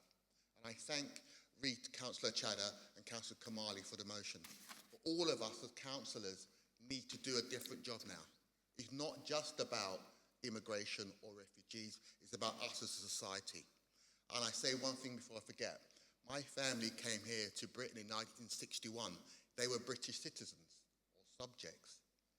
Because a piece of paper was thrown away in an office somewhere in the Home Office, there was an issue about their status in this country. And we have to be careful. 1 minute it's them, next minute it's us. So I'd like to commend the motion, but also get all of us here to think not just about the current issues on our doorstep. It is not about the boats coming into Dover. It is about all of us and how we live together as a society. I commend this motion. Thank you. I'm just conscious of time. Councillor Mumtaz, if you can hurry up, please. I have only 3 minutes left for this item. Thank you, Chair. I'll be very brief and I won't repeat what other people have said. Comrades, back in October 2024, Newham was officially awarded the Borough of Sanctuary status, recognising its commitment to the City of Sanctuary values of creating a culture of welcome, inclusion, integrity and status recognises the Council's commitment to creating a welcoming culture for people seeking sanctuary, including refugees and asylum seekers. I wish to thank Councillor Chadha and Councillor Kamali for their motion today. I wish to particularly draw your attention to the real reason for the crisis in our public services. There were very little investment by our previous government, the Tories. We know it's going to be tough for the current government to fix the problems created by the previous government. Whilst we acknowledge it will be tough and the pressure on our local authority, we must continue to be responsible. We need to continue to show compassion, empathy. When we provide services, we must create greater partnership with our local voluntary services. We need to continue. Thank you. I just have 1.5 minutes left. Sorry. So, comrades, I very much hope that the recommendation, the motion will be accepted. Councillor Annam, I took your name, so very briefly, please, if you can add, and I have to go further. Thank you, Chair, for calling me. I'll keep my contribution clear and grounded in evidence. Chair, Newham committed to being a place of safety and dignity in 2023 and 2024. We were formally recognised as a Borough of Sanctuary. This is recorded in the motion before us and reflects value we agreed collectively. Thank Chair, colleagues have already spoken to the principal sanctuary. If those points have been well covered, I will not repeat them. I'm sorry, I have no time left. I'm really sorry for that, for this item. So thank you. Councillor Chadha, you have the last right to reply. Do you wish to say anything further? Councillor Islam, I'm sure your sentiments were shared by the rest of the chamber as well. Thank you. I just simply want to say thank you to colleagues who have indicated their support already for this motion. I'm moving to the vote. All those in favour of the motion, please raise your hand. All those against, please raise your hand. Any abstention? No. The motion is carried. I'm moving on to motion 2. I call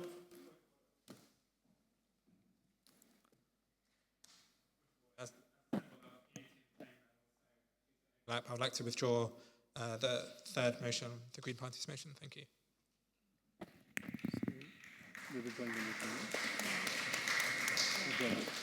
Thank you, Chaudhry. Thank you, Councillor Chaudhry.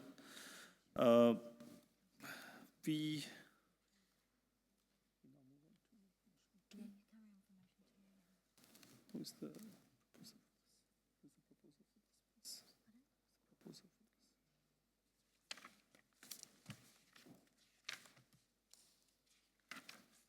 Councillor Mercer. Motion 2, I call upon Councillor Mirza to propose the motion which is outlined from page 148 on the published agenda. Councillor Mirza, you have up to 5 minutes. Thank you, Chair, councillors and residents watching home. Tonight we bring forward a motion that speaks to the quiet backbone of this borough, not the people who stand behind the microphones, but the people who stand behind their loved ones every single day. Newham unpaid carers. According to the 2021 census, more than 27,000 of our residents identified as unpaid carers. But anyone who spent time in our communities knows the real number is far higher. Behind almost every front door in Newham, there is someone juggling medication, school runs, nighttime checks, personal care, hospital appointments, often while holding down a job trying to keep their own lives afloat. These carer saves millions of pounds every year, millions that would otherwise fall on the adult social care budget, on the NHS, or on the crisis services. Their contribution is enormous, and yet their recognition is minimal. And that despite the promises in the care strategy, in 2023, residents tell us repeatedly that they do not feel seen, they do not feel supported, and they do not feel that the council truly understands the pressure they face.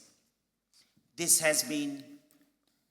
has been no public reporting on the progress, no clear accountability, and no carers who already exhausted. Silence from the council feel disregard. We can do better and must do better. This motion sets out the practical, affordable, and urgently needed steps. Firstly, an annual carer impact report on a public record, what is being delivered, what isn't, and what needs to improve, and we are the serious about valuing carers, and transparency cannot be optional. Second, a review of financial reports available to carers.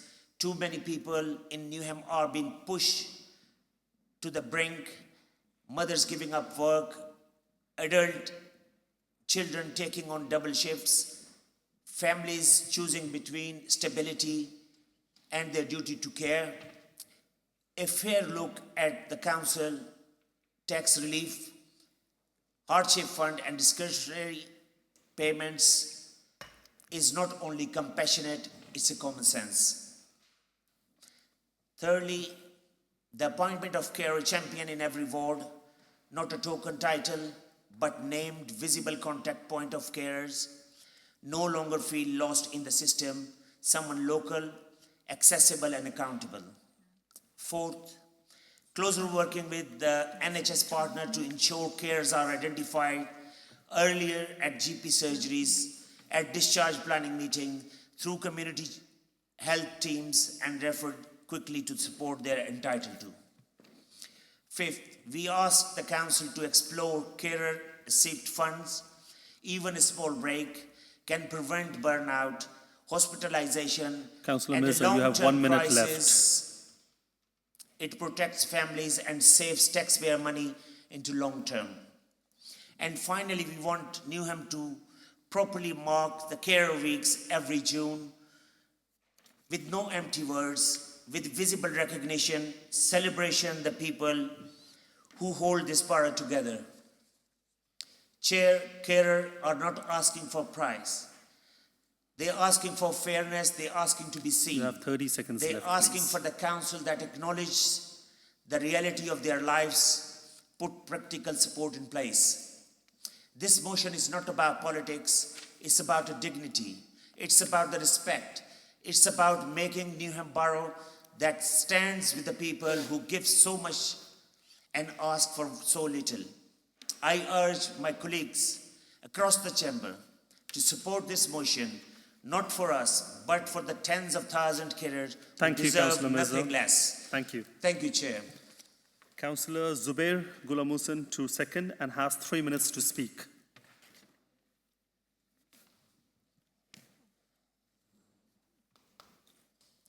Thank you, Chair. I'm Councillor Zubair Gulamusan from Pleasure Ward, supporting the motion of Newham Head and Care. I'm very proud to second this motion today. Every one of us know a carer is our own ward, someone looking after an elder parents, a child with additional need, a relative with a long-term illness. These are the ordinary people doing extraordinary things. Often this very little helps. Most carers, they don't call themselves carer. They just get on with it, but the truth is that many of them are exhausted, worry and try to manage far more than most of us even see. This motion This motion matter because it's asked the council to do something simple but important. So carer that we haven't forget them. We agree a carer strategy in 2023, but people deserve to know what has actually happened since has support improved. Our carer been rich, we doing what we promise. If we are serious about help them, then we must be open about our progress. Carers of this borrow a huge amount of money, but what does really need is not payers. It is practically support, clear information, and the council does listen. By backing this motion, we are sending a message to carer across the Newham. You are not on your own. We value you, and we want to make this easier for you. I hope colleagues from all sides will support this motion. Thank you. We now move to the debate on the motion. Members, anyone wish to? Councillor Chadda. Yeah.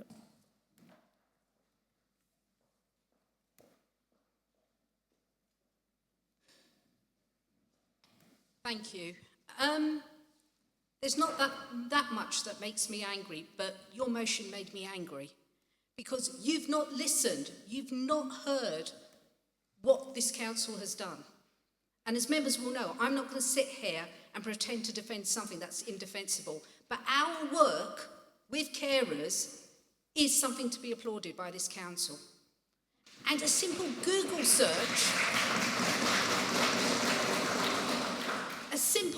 search would have shown you that we published an update in 2024, and I have literally 2 weeks ago signed off the 25-26 next iteration. You failed to acknowledge that actually working with carers is a partnership approach. We work with BARTs, we work with health. Adult social care can't do this by itself. And it really hurts, especially as a carer, that you've paid so little attention to what really is this service is about and how it's delivered. Words are fine. Words are fantastic if you think they're going to get you anywhere.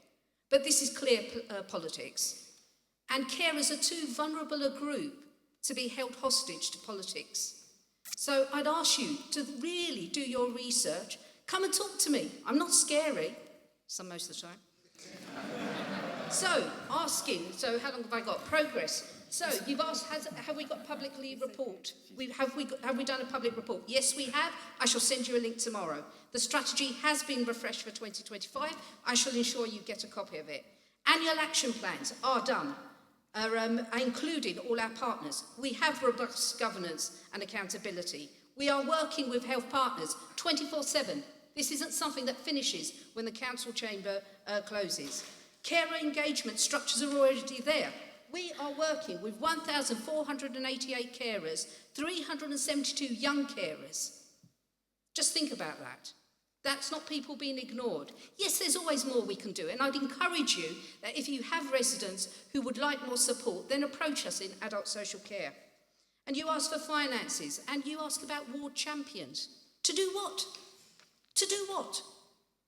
The work is there, the services are there. Yes, we can always do more, but rather than criticising something that you don't need to criticise, help us to reach those people. You have 30 seconds left, Colleagues, please. I urge you to vote against this motion because the work's already done. Councillor Brayshaw, if you can be brief, please, because I've got only 2 minutes left for the item. Thank you. Mayor, councillors, ladies and gentlemen. Let me start by saying Newham Council and its councillors care about carers, because in the opposition's tweet tonight they'll claim we don't. But I must say it's always a pleasure to come together for a good old-fashioned debate, especially when it involves things that seem to have time-travelled from a previous year's agenda. Let's talk about the proposal from our friends at Newham Independence. It's like they've taken a delightful stroll down memory lane only to realise it's a cul-de-sac. They've proposed actions that have already been taken. It's like showing up to a party where everyone else has had their cake and gone home, and they bring a plate of stale cookies and say, look what I've bought. These reports they want to create, spoiler alert, they've already been done and circulated years ago. We already support Newham's carers. They are not hidden unless you are too self-absorbed to look beyond party politics. It's as if we're stuck in a time loop. Why not use our precious council time and resources to tackle issues that really matter, instead of rehashing things we already do, then posting on X to say, look what we've achieved. Imagine the possibilities. Instead of discussing past actions, we could focus on the future, like how to continue making this council chamber into the vibrant hub of passionate debate. We could be Councillor discussing... Brayshaw, I'm running out of time on this motion, please. 2 seconds. We could be discussing the Labour government's removal of the 2-child cap, the Labour government's investment in universal free school meals, Labour government's protection of the triple pension lock. Just maybe stop bringing stale cookies to the party. Thank you. Councillor Mirza, you have the right of last reply. Do you wish to say anything further? And if you can be brief, please, because I'm just running out of time. Thank you, Chair. I love the speeches from the councillors. If they do agree what is already being done, there's no harm to passing the motion, which is you saying that you already have done. Can you please continue and finish quickly? Thank you, Chair. There's no harm for supporting your carers. What is asking in the motion is not being done. I'm asking for the community champions is being introduced by the People's Powered Places and other places, but it's no harm to introduce and recognize the carer works they've been doing and been doing unpaid work for a very long time. And I'm Thank you, also... Councillor Mirza. Thank you. I've got 2 minutes left, Chair. Okay. Thank you very much. Responding to the Councillor Brayshaw statement about the two-child cap benefit, I think he's forgetting the Labour did put the motion, and those who opposed the motion for the two-child cap benefit was suspended from the Labour Party. And now it's been reversed because they're saying that their policies are being very unpopular, similar to the policy Labour Party have taken regarding the pension allowance, winter fuel allowance, which they have to return to that policy. I'm out of time now for this particular motion. It was, sorry, Chair? I'm also already out of time for this particular But motion. I've Can got you 1 please... minute left, Chair. No, you have given people a chair. You have given other people more time than been asked. I've got 1 minute. Councillor Mirza, if I can just explain that where the chair is coming from. The Constitution provides for this item, second motion, to have 12 minutes. Chair has already exercised his discretion by just going over that, hence his need to just hurry you up. Thank you. Thank you. We'll now move to the vote. All those in favour, please raise your hand.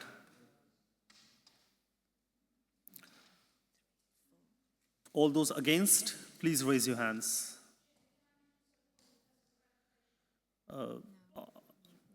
No. Because we started the vote. All... Yeah, but we have started the vote. No. Yeah. Any abstention? Okay. Thank you. This is not carried.